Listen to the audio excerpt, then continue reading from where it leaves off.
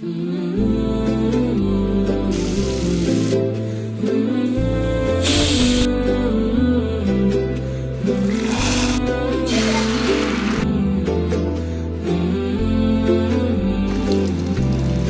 Friends, അസ്സലാമു അലൈക്കും. Welcome back to my channel.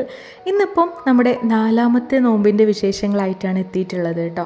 അപ്പോൾ കാര്യമായിട്ടൊന്നും ഉണ്ടാക്കണില്ല, അതായത് കുറച്ച് അപ്പം ഉണ്ടാക്കാമെന്ന് വിചാരിച്ച്, നമ്മുടെ നീർദോശ, കലക്കിപ്പാർന്ന അപ്പം എന്നൊക്കെ പറയില്ലേ, അത് തന്നെ.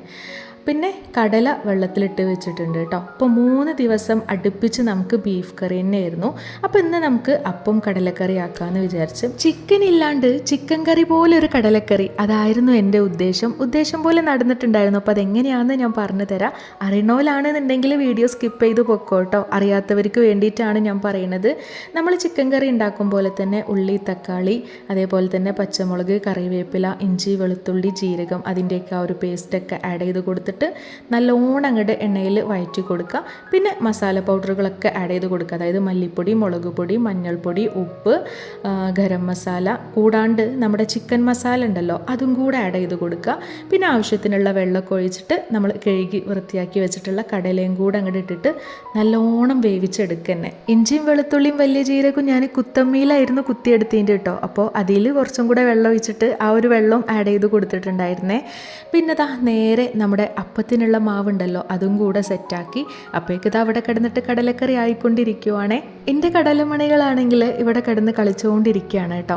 ഇന്നിപ്പോൾ നിഷുവിന് ഇന്നും സ്കൂളില്ല, നോമ്പായിട്ട് വെള്ളി, ശനി, ഞായർ ഈ 3 ദിവസം ആൾക്ക് ലീവ് തന്നെ ആയിരുന്നേ. അതുകൊണ്ട് ഐബുട്ടൻ്റെ കാര്യത്തിൽ ഞാൻ എപ്പോഴും പറയണ പോലെ തന്നെ എനിക്കൊരു ടെൻഷനും ഇല്ല. പണ്ട് തൊട്ടേ ഒരു കുട്ടികൾക്കും ഇന്നെ ഇഷ്ടമല്ല കേട്ടോ. മെയിനായിട്ട് എൻ്റെ ഈ സ്വഭാവം തന്നെ ആയിരിക്കാം, എനിക്കിങ്ങനെ കുട്ടികളെ കരയിപ്പിക്കുക എന്ന് പറയുന്നത് ഭയങ്കര ഇഷ്ടമുള്ള കാര്യമാണ്. ഇങ്ങനെയുള്ള ഞാൻ എങ്ങനെയാണ് സ്കൂളിൽ പഠിപ്പിക്കണമെന്നാണ് എൻ്റെ വീട്ടിലുള്ളവരുടെയൊക്കെ സംശയം. ഇങ്ങനെ ആരെങ്കിലുമൊക്കെ ഉണ്ടെന്നുണ്ടെങ്കിൽ ജസ്റ്റ് ഒന്ന് കമൻറ്റ് ചെയ്യേ.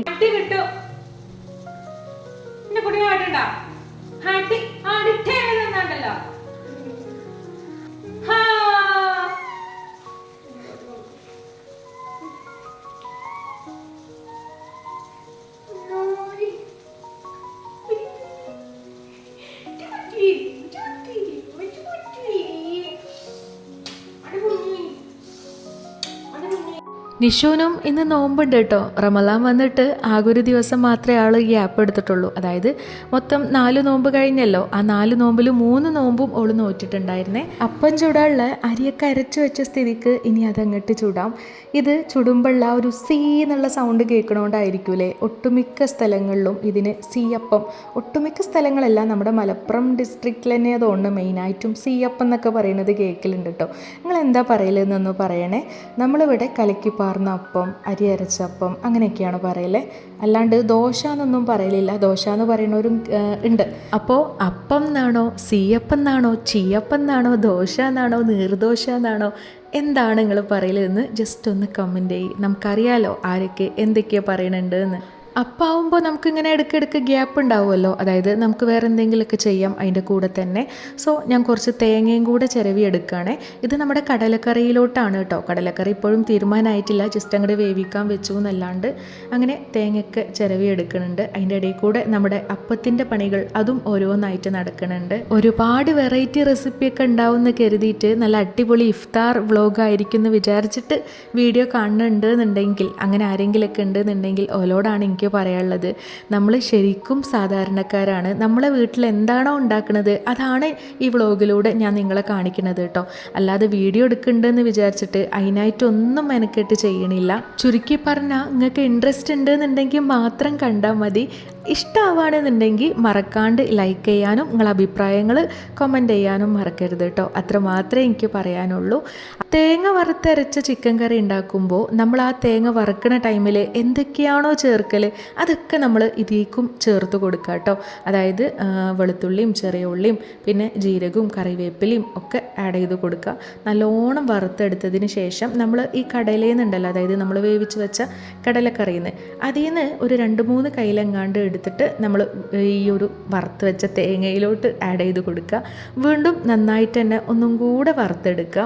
നല്ലോണം ചൂടാറിയതിന് ശേഷം നമ്മളിതൊരു ജാറിലോട്ട് മാറ്റിയിട്ട് ആവശ്യത്തിനുള്ള വെള്ളം കൂടെ ഒഴിച്ച് കൊടുത്തിട്ട് നല്ല പേസ്റ്റ് രൂപത്തിൽ തന്നെ അരച്ചെടുക്കുക. എന്നിട്ട് ഈ അരപ്പുണ്ടല്ലോ അത് നമ്മൾ ആ കടലക്കറിയിലോട്ട് അങ്ങോട്ട് ആഡ് ചെയ്ത് കൊടുത്താൽ കറക്റ്റ് ആ കടലയുടെ ഫ്ലേവറൊക്കെ അതിൽ അടങ്ങിയേക്കും കേട്ടോ. പിന്നെ ഞാൻ പറഞ്ഞല്ലോ നമ്മൾ ചിക്കൻ മസാല ഒക്കെ ആഡ് ചെയ്തിട്ട് ഏകദേശം ഒരു ചിക്കൻ കറി പോലെയാണ് ഇത് ഉണ്ടാക്കണമെന്നുള്ളത്. അപ്പോൾ അതായത് പക്ക എന്നൊന്നും അങ്ങനെ പറയാൻ പറ്റൂല, ചിക്കൻ ഇല്ലാത്ത ചിക്കൻ കറിയല്ലേ. അപ്പോൾ എത്രത്തോളം ഉണ്ട് നിങ്ങൾ ആലോചിച്ചാൽ മതി. എന്തായാലും ഏറെക്കുറെ നമുക്ക് ആ ഒരു ചിക്കൻ കറിയുടെ ടേസ്റ്റിലൊക്കെ ഇത് ഉണ്ടാക്കാൻ ശ്രമിക്കാം. ഇനി ഇത് അവിടെ കിടന്നിട്ട് അങ്ങോട്ട് തിളക്കട്ടെ. തിളക്കുന്ന ടൈമിൽ മല്ലിയിലയും കൂടെ ഉണ്ടെന്നുണ്ടെങ്കിൽ അതും കൂടെ അങ്ങോട്ട് ആഡ് ചെയ്ത് കൊടുക്കുക. ഇത് ഓൾറെഡി നമ്മൾ ഉള്ളിയും തക്കാളിയൊക്കെ വഴറ്റിയിട്ടാണ് വെച്ചിട്ടുള്ളത്.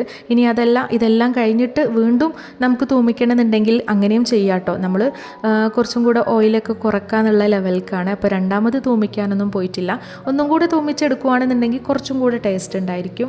നമ്മുടെ റമളാൻ വ്ളോഗിൽ എൻ്റെ ഈ ഒരു തട്ടിക്കൂട്ട് പായസത്തിൻ്റെ റെസിപ്പി ഓൾറെഡി ഷെയർ ചെയ്തതാണ്. അതുകൊണ്ട് തന്നെ ഞാനിത് ഡീറ്റെയിൽഡ് ആയിട്ട് വീണ്ടും കാണിച്ചിട്ടില്ല കേട്ടോ. എപ്പോഴെപ്പോഴും ഇങ്ങനെ കാണിക്കുമ്പോൾ നിങ്ങൾക്കും അത് ഭയങ്കര ബോറായിരിക്കും. അപ്പോൾ നമ്മുടെ തരിയും സേമിയൊക്കെ ആഡ് ചെയ്തിട്ടുള്ള ഈ ഒരു പായസം ഇവിടെ റെഡിയാക്കിയിട്ടുണ്ടായിരുന്നു. നിഷും ഓളെ കുഞ്ഞയും കൂടെ കൂടിയിട്ട് തറവാട്ടിക്ക് പോകാൻ നിൽക്കുകയാണേ. ഐബുട്ടന് ഭയങ്കര പ്രശ്നമാണ്, ഞാൻ പറയലുണ്ടല്ലോ, ഇവിടെ ബൈക്ക് സ്റ്റാർട്ട് ചെയ്ത അപ്പോൾ പ്രശ്നമാണ്, ആൾക്കും കൂടെ പോകണം. അങ്ങനെ അവർ 3 പേരും കൂടെ കൂടിയിട്ട് തറവാട്ടിക്ക് പോവാണ്. ഏകദേശം ഇവിടെ അടുത്ത് തന്നെയാണ് കേട്ടോ. അതാണ് ഡ്രസ്സൊന്നും ചേഞ്ച് ആക്കാത്തത്. ജസ്റ്റ് ആ ഒരു റോഡ് അങ്ങോട്ട് ക്രോസ് ചെയ്യാൻ മാത്രമേ ഉള്ളൂ. ഐബുട്ടൻ പോയ സമയം കൊണ്ട് തന്നെ നമ്മൾ വേഗം നമ്മുടെ ബാക്കിയുള്ള പരിപാടിയും കൂടെ തീർത്തു കേട്ടോ. ഇന്നും ജ്യൂസ് അടിക്കണത് ഉപ്പച്ചി തന്നെയാണ്. ഇന്നും നമുക്ക് ആപ്പിൾ ജ്യൂസ് തന്നെയാണ് ഗൈസ്. ആപ്പിൾ കയ്യോളത്തിന് ഞാൻ പറഞ്ഞല്ലോ ആപ്പിൾ ജ്യൂസ് തന്നെ ആയിരിക്കും എന്ന്.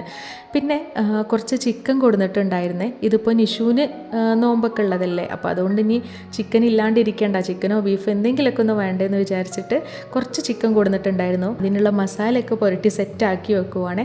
ഞാൻ ആക്ച്വലി കോൺഫ്ലവറൊക്കെ ഇട്ടിട്ട് നല്ല അടിപൊളിയായിട്ട് പൊരിക്കുക എന്ന് വിചാരിച്ചതായിരുന്നേ. കോൺഫ്ലവറും എല്ലാം ആഡ് ചെയ്ത് കൊടുക്കുകയും ചെയ്തിട്ടുണ്ടായിരുന്നു. ബട്ട് നമ്മൾ അപ്പൊക്കെ അപ്ലൈ പൊരിക്കണോണ്ടാന്ന് തോന്നുന്നത്, കറക്റ്റായിട്ട് ആ ഒരു ഫ്രൈ ഒന്നും അങ്ങോട്ട് സെറ്റായി കിട്ടിയില്ല കേട്ടോ. നിഷുവിന് കരുതിയിട്ടാണ് ഈ തൽക്കാല നേരം വെച്ചിട്ട് നമ്മൾ ചിക്കനൊക്കെ കൊടുന്നത്. പക്ഷേ നിഷു നോമ്പറക്കാനില്ലായിരുന്നേ. ഓളമ്മമ്മ അവിടെ തറവാട്ടിൽ പിടിച്ചു വെച്ച്, ഓളെ മാത്രമല്ല ഐബുട്ടനെയും പിടിച്ചു വെച്ചിട്ടുണ്ടായിരുന്നു കേട്ടോ. രണ്ടുപേരും പിന്നെ നോമ്പൊക്കെ തുറന്ന് കുറേ നേരം കഴിഞ്ഞിട്ടേനു വന്നതിൻ്റെത്. നമ്മൾ ഇന്നലെ പഴം പൊരിച്ച് ആ ഒരു സെയിം ചട്ടി തന്നെയാണ് ചിക്കനും പൊരിക്കണത് കേട്ടോ. അപ്പോൾ ആ ഒരു ഓയിൽ കുറച്ച് ബാക്കി ഉണ്ടായതുകൊണ്ട് തന്നെ നമുക്ക് ഒഴിവാക്കാൻ തോന്നണില്ല. ഇത് ആക്ച്വലി ഇങ്ങനെ കുറേയൊക്കെ പൊരിക്കുകയാണെന്നുണ്ടെങ്കിൽ നമ്മൾ ആ ഓയിൽ എടുക്കരുത് എന്നാണ് പറയൽ. ഇതിപ്പോൾ അതിനു വേണ്ടി പഴമൊന്നും നമ്മൾ പൊരിച്ചിട്ടില്ല, അതുകൊണ്ട് തന്നെ ഞാനത് കളഞ്ഞിട്ടും ഇല്ല കേട്ടോ. ചിക്കൻ കളറൊന്നും നമ്മൾ ആഡ് ചെയ്ത് കൊടുത്തിട്ടില്ല. അപ്പോൾ അതിൻ്റേതായിട്ടുള്ള ഒരു ഭംഗിക്കുറവ് അതിലെന്തായാലും കാണാനുണ്ടാകും. ചിക്കൻ പൊരിയും അതേപോലെ തന്നെ പായസമൊക്കെ ഉള്ളതുകൊണ്ട് തന്നെ വേറെ സ്നാക്സ് ഐറ്റംസ് ഒന്നും നമ്മൾ ഉണ്ടാക്കിയിട്ടില്ല കേട്ടോ. ഞാൻ പറഞ്ഞല്ലോ ആവശ്യത്തിൽ കൂടുതൽ ഒന്നും ഉണ്ടാക്കലില്ല എന്നുള്ളത്. ഇന്നിപ്പോൾ നിഷു ഇല്ലാത്തതുകൊണ്ട് തന്നെ ഒക്കെ നമ്മൾ തന്നെ അങ്ങോട്ട് കൊണ്ടുപോയി വെക്കണം. അപ്പോൾ നമ്മുടെ വ്ളോഗ് ഇത്രയൊക്കെ ഉള്ളൂ. വീഡിയോ നിങ്ങൾക്ക് ഇഷ്ടമായിട്ടുണ്ട് എന്നുണ്ടെങ്കിൽ ഒന്ന് ലൈക്ക് ചെയ്യുക. ചാനൽ സബ്സ്ക്രൈബ് ചെയ്യാത്തവർ അതും ചെയ്യാം കേട്ടോ. അപ്പോൾ ഇൻഷാല്ലാ നെക്സ്റ്റ് വ്ളോഗായിട്ട് നമുക്കിനി അടുത്ത ദിവസം കാണാം.